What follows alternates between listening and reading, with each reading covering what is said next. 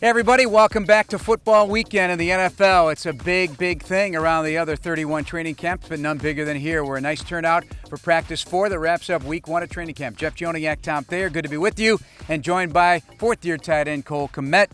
Weeks go by fast, no pads yet. That'll come on Wednesday, but how are things looking? Good. I thought the execution today was really nice. We've been a little slower and methodical with the install, but you got the time here to do it in training camp, and I think we've been executing on a high level the past 3 days. That's been good to see. You know, Cole, I think the heat really is a great way to create camaraderie within a team. Mm-hmm. So last year I remember you walking off saying, oh my God, this is one of the most exhausted practices of heat I've ever been through.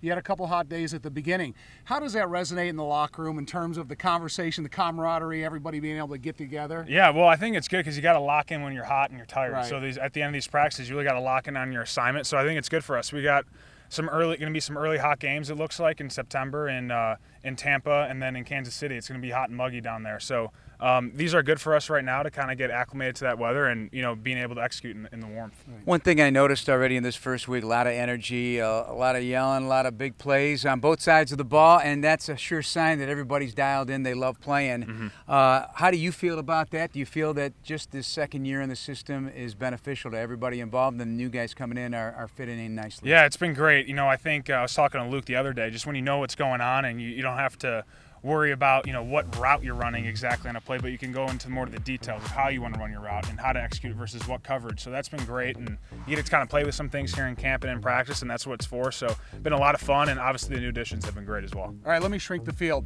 because I think Cole Kmet, we need to see a weapon in the red zone. You had a nice catch today in the red zone. You guys had a lot of periods.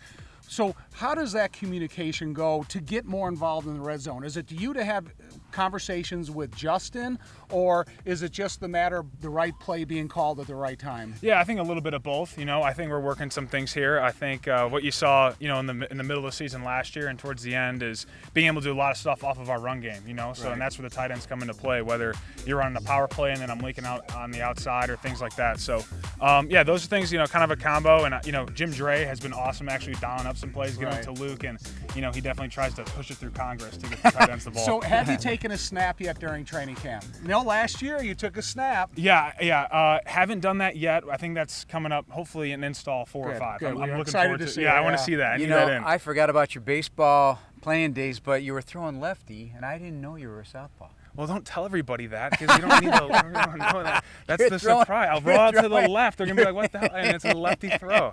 So now that cat's out of the bag. It looks for that good. one. It looks good, though. But you and I talked this week. The middle of the field is where I want you to own it. I Yeah, think it's good absolutely. for a quarterback like Justin to trust between the hash marks, and certainly one of those throws today connected. And you're not easy to bring down. No. That's one thing about you. You are a bull when Yeah. you get the football in your hands. That after the contact yardage is going to leave a mark on the defense and be good for the Chicago Bears. Yeah, absolutely. That's something I really pride myself in, being able to do some yards after the catch. So whenever I get the ball, whether it's going vertical or on a screen, it's my job to kind of just make things happen.